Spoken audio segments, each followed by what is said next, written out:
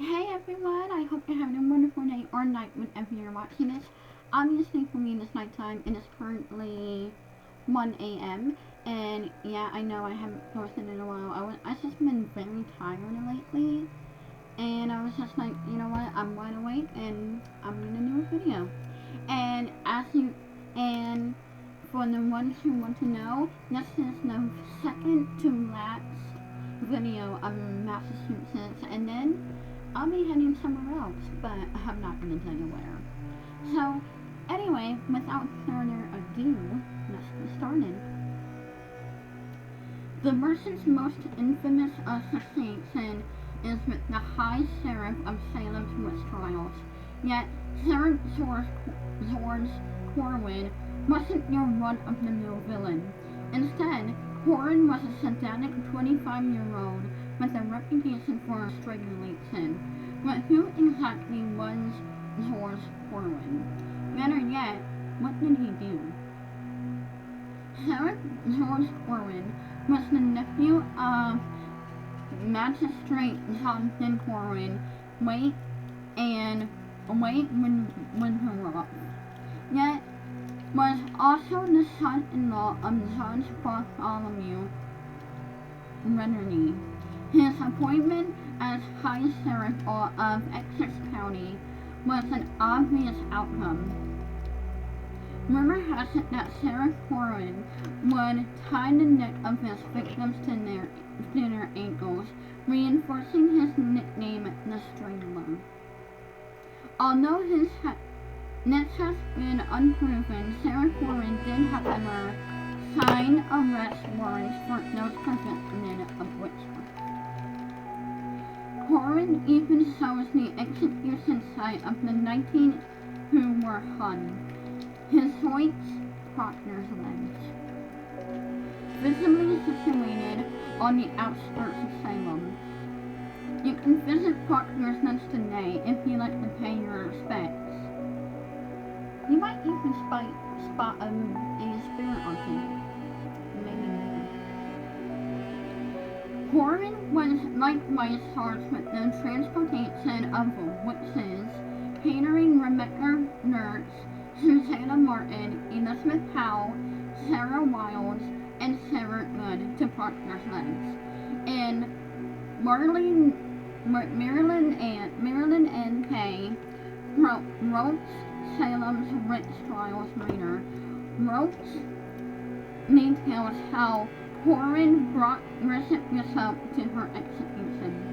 Like later condemned witches, Bishop was transported in a cart flanked by guards and bound officers, and the process that drew onlookers as it passed from the jail down Prison Lane to the main street. Several of the afflicted were present beaten, and they said by old Jacob's specters, leaning on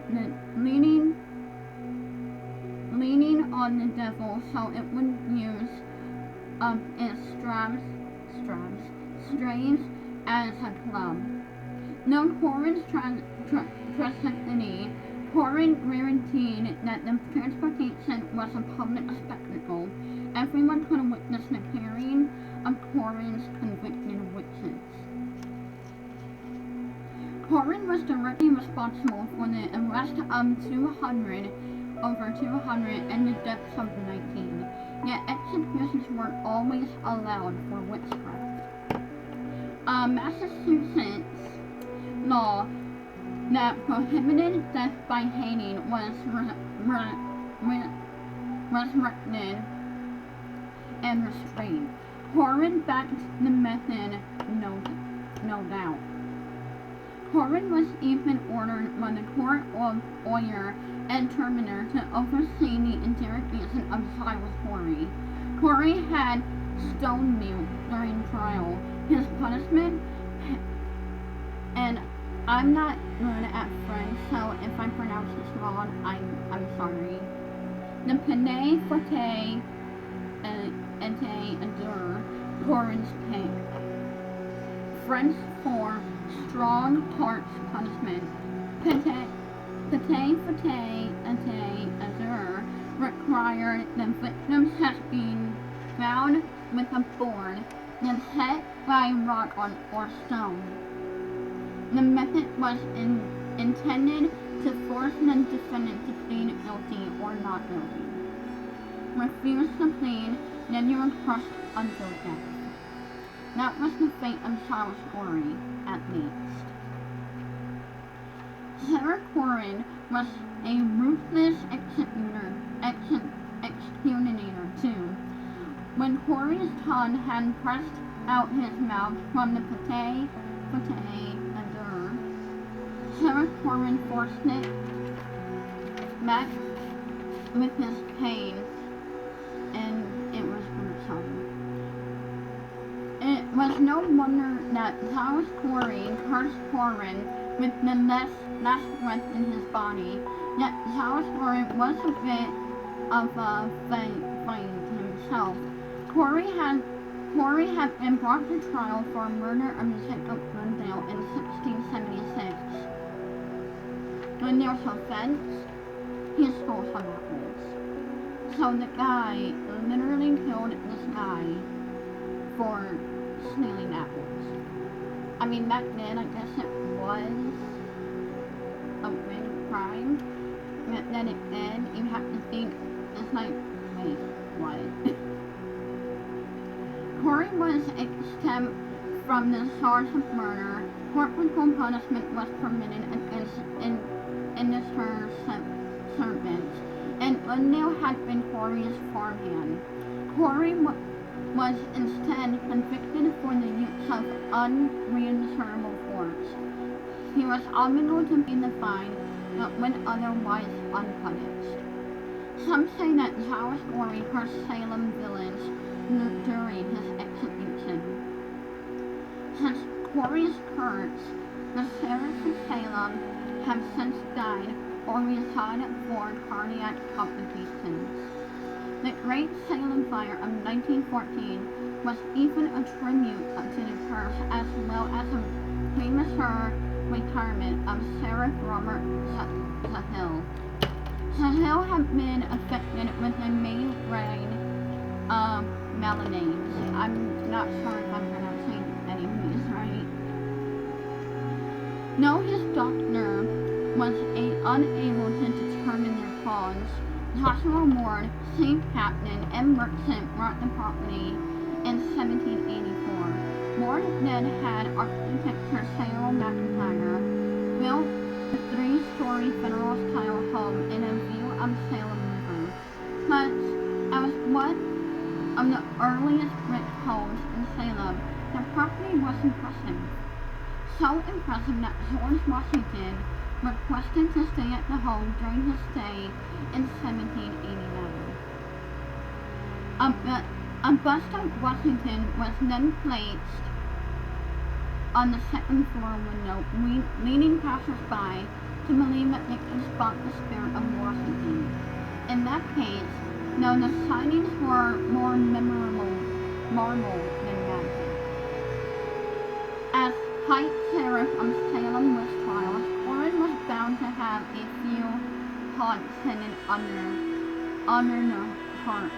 It's even a lesson that Corrin tortured his victims in the witch dungeon. No, this was never proven to be true. Corrin was, however, buried on the property in 1696. Corrin was only 30 years of age, leading to him believe that Corrin surrendered to the earth of Charles Corey. His final cause of death was cardiac arrest. Strange, since Corey had suffocated while his head had been cut by stone, Corey had only died 4 years prior to. Corrin was later relocated to Broad Street Cemetery, but could his spirit still be stalking the house? Though sensitive to energies seem to think so, it is no surprise to the visitors that the sheriff sitting near the fireplace. The Salem pioneer detailed that another sighting that of the sheriff himself was said to have been witnessed by the Merchant's former establishment. Legend has it that if you can feel the strangling or suffocating grip, a person, I don't even know how to pronounce this word, so I'm not even gonna try. No place for the fearful or faint of heart. There are those who say that Taurus glory inhabits the merchant. Some blame Corey for the knocking over his candlestick. Trash cans are overturned. It's found itself out of place. Then bolts open and close on their own. Does Corey seek revenge against Salem or retribution? Is this Corey's penance for the death of the sacred Gabriel?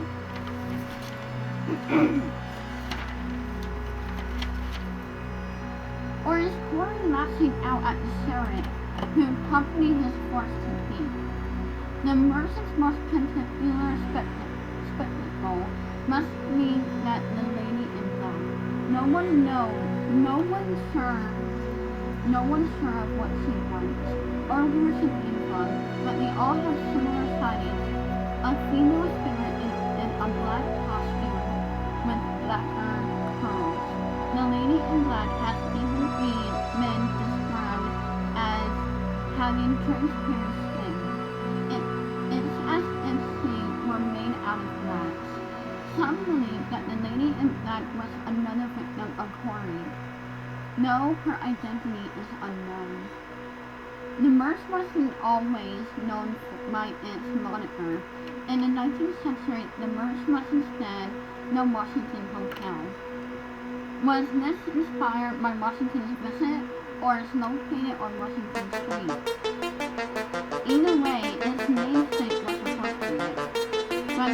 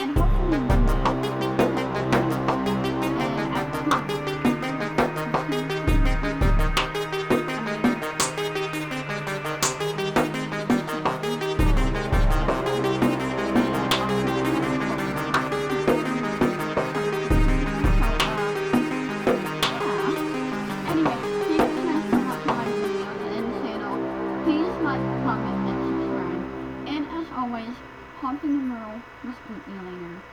And until next time, snake hunt.